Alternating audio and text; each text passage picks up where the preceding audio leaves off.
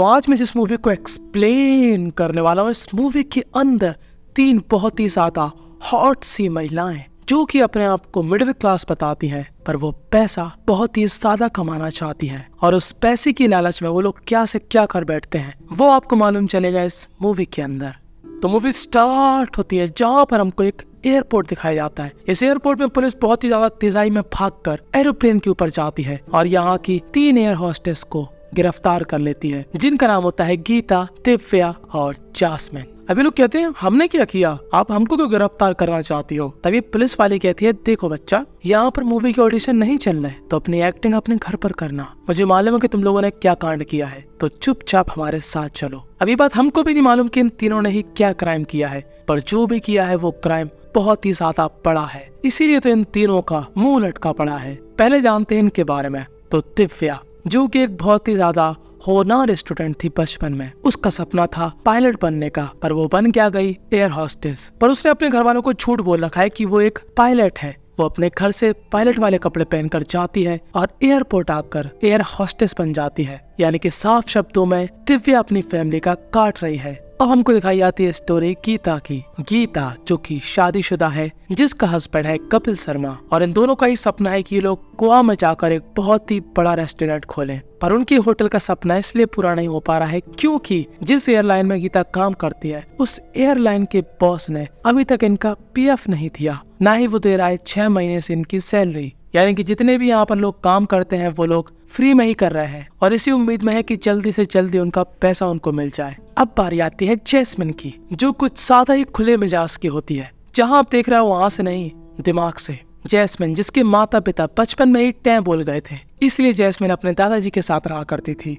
अब मेरी तरह आप लोगों की भी दिमाग की माँ बहन हो रही होगी कि आखिर इन लोगों ने क्राइम क्या किया है, तो ये हमको मालूम चलेगा इनकी पास्ट की कहानी से। तो अब मूवी स्टार्ट होती है पास्ट से 6 महीने पहले। तो अब जो इनका सीनियर होता है उसका नाम होता है राज, और इनकी कई महीनों से सैलरी नहीं मिली है, तो ये लोग सैलरी के लिए इसी को पूछते हैं और ये बात बात पर टाल देता है। कहने को ये मालिक नहीं है, पर ये फिर भी टाल देता है क्योंकि जो मालिक होता है वो होता है ये आदमी, और इसको हम बुलाएंगे मालिक। अब हमको प्लेन के अंदर एक और आदमी दिखाया जाता है जिसको हम बुलाएंगे कैप्टन, जो कि प्लेन उड़ाता है। पर वो गीता पे है लट्टू और वो अपनी ट्रेन को गीता के टनल में घुसाना चाहता है, और गीता ये बात समझती है कि वो कैप्टन को मस्त लगती है। अब हमको यहाँ पर एयर होस्टेस की जिंदगी दिखाई जाती है, जहाँ पर ये लोग प्लेन में कैसी कैसी परिस्थितियों को हैंडल करते हैं। कभी कोई बदतमीजी करता है, कभी कोई गलत तरीके से टच करता है, कभी कोई भाव देता है। और इन तीनों के ही अपने अपने सपने हैं, जैसे कि गीता का सपना है होटल खोलने का, दिव्या का सपना है पायलट बनने का, और जैस्मिन का सपना है अपना एक खुद का कोई कॉस्मेटिक का ब्रांड खोलने का। पर इनकी सैलरी तो मिलने से रही, तो ये सभी लोग परेशान है। इनके साथ साथ इनका जो बाकी स्टाफ भी है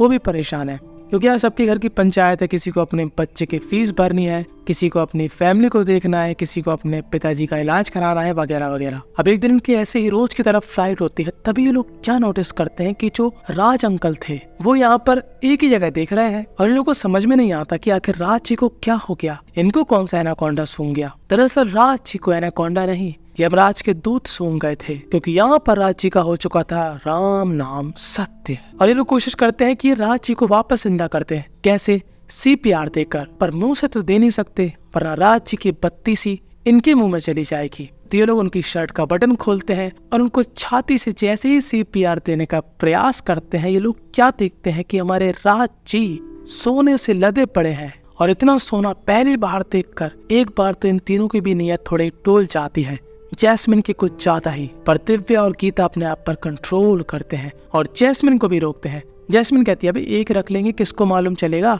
जिंदगी तुम्हारे सामने डॉगी स्टाइल में खड़ी है, और एक तुम हो जो कि कह रहे हो नहीं हम तो वर्जिन ही रहेंगे। पर दिव्या और गीता जैस्मिन की बात नहीं मानती और ये लोग सारा सोना कर देते हैं पुलिस के हवाले। कि तभी यहाँ पर दिव्या को एक सरदार दिखता है, जो होता है हमारा दिलजीत, जो कि एक पुलिस वाला है और दिव्या के जान पहचान वाला है। दरअसल दिलजीत दिव्या के ही कॉलेज में पढ़ा करता था, और दिलजीत ने ही पहली बार अपनी ट्रेन दिव्या की टनल में घुसाई थी।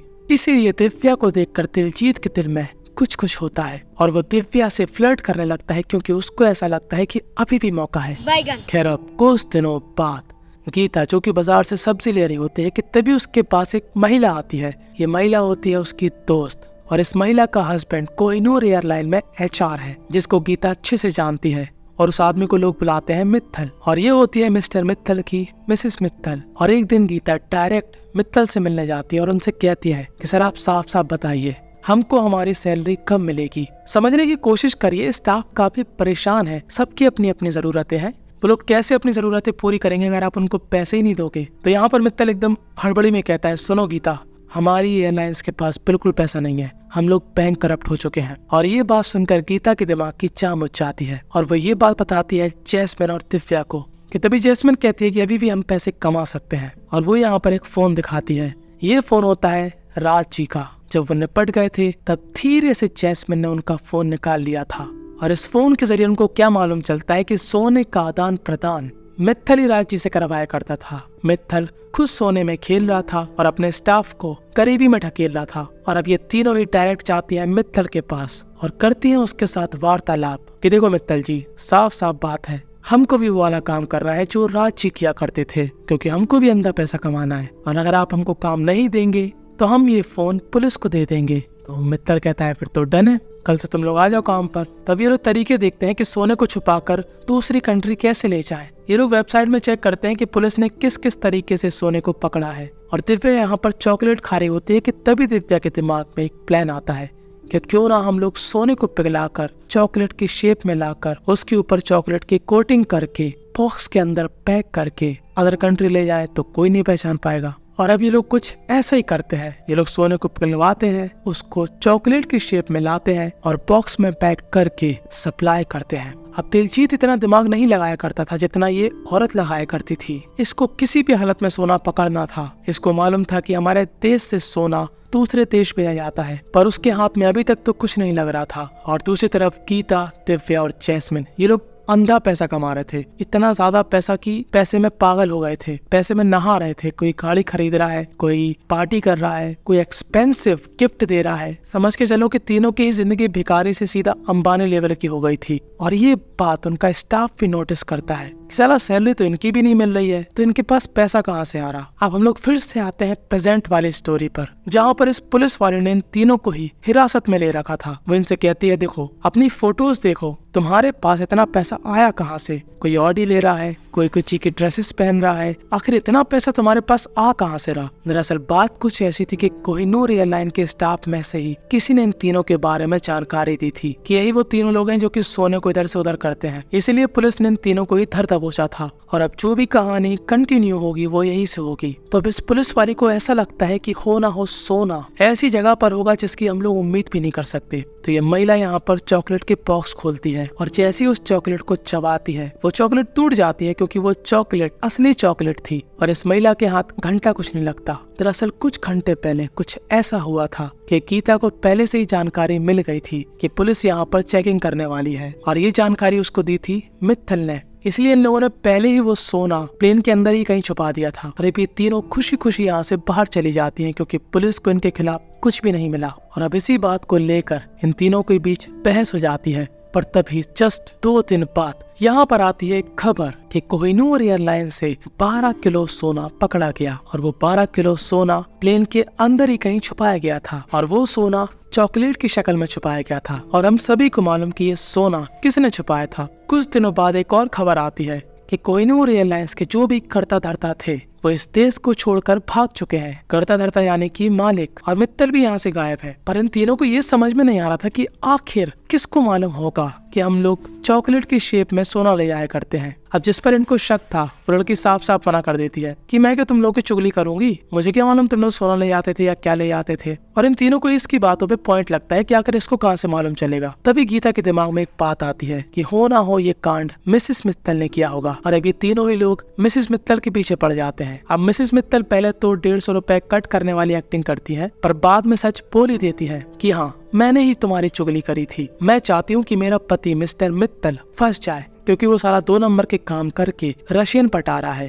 पर तुम लोग जो सोच रही हो ना कि वो मालिक है, नहीं, हमारे मित्तल साहब मालिक नहीं है। मालिक ही है, यानी कि कोहिनूर एयरलाइंस का मालिक ही ये सब काम कराया करता था। मित्तल तो बस उसका एक प्यादा है जो कि अभी किसी अरब देश में जाकर एंजॉय कर रहा है। और अब ये दोनों ही छुपे हुए हैं अलपुर्ज में। मालिक जिसका नाम था वालिया। अब ये तीनों ही महारानी अपनी सेविंग्स और अपना सामान बेचकर चली जाती हैं अलपुर्ज।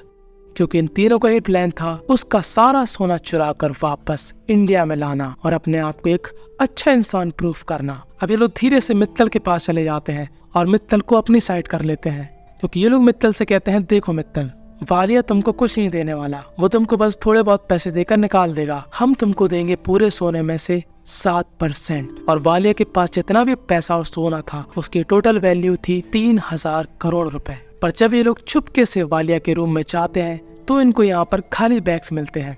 तभी यहाँ पर जैस्मिन एक टैब निकालती है। ये टैब जैस्मिन ने वालिया के रूम से चुराया था। इस टैब में जानकारी थी कि वालिया एक फ्लाइट से दूसरे देश जाने वाला है, और जाहिर सी बात है जब वो दूसरे देश जाएगा तो अपना पूरा सोना भी लेकर जाएगा। तो ये तीनों ही एयर होस्टेस क्या करती हैं, ये जो उस प्लेन की एयर होस्टेस थी उनको उस प्लेन तक पहुंचने नहीं देती। तो अब ये तीनों ही प्लेन के अंदर जाकर वालिया, उसके दामाद, उसकी बेटी और उसके बॉडीगार्ड्स को नशे की गोलियां दे देते हैं और सारा सोना अपने पास रख लेते हैं। और रही बात इस प्लेन के पायलट की, तो वो होती है दिव्या। दरअसल इस प्लेन का पायलट था कैप्टन, जो कि गीता के टनल में अपनी ट्रेन घुसाना चाहता था। तो गीता ने आज के एक दिन पहले उस कैप्टन को इतनी पिलाई कि वो 7 दिन तक तो प्लेन नहीं उड़ा पाएगा। तो दिव्या काफी मुश्किल से प्लेन को लैंड करती है और इन तीनों ही लोगों ने पुलिस को इन्फॉर्मेशन दे दी थी। इन्होंने वालिया का पूरा सोना पुलिस के हवाले नहीं किया था, काफी हिस्सा अपने पास भी रख लिया था। और अब ये तीनों ही महिलाएं यहाँ पर रॉबिन हुड बनती हैं, अमीर का पैसा लेकर गरीबों में बांटती हैं। उनके स्टाफ, उनके जान पहचान वाले जिनको भी समस्याएं थी, वो उन सभी को थोड़ा बहुत सोना दे देती है। और बस यहीं पर ये मूवी थी एंड हो जाती है। इस मूवी से हमको यही सीखने को मिला कि लालच बुरी बला है, पर इस मूवी के अंदर लालच नहीं किया सबका भला है। सब्सक्राइब करने वाले को किस मिलेगी दिव्या की तरफ से, और एक बहुत ही ज्यादा बेहतरीन सा कमेंट करने वाले को किस मिलेगी गीता की तरफ से, और जो कुछ भी नहीं करेगा वो मित्तल के बिस्तर पे मिलेगा।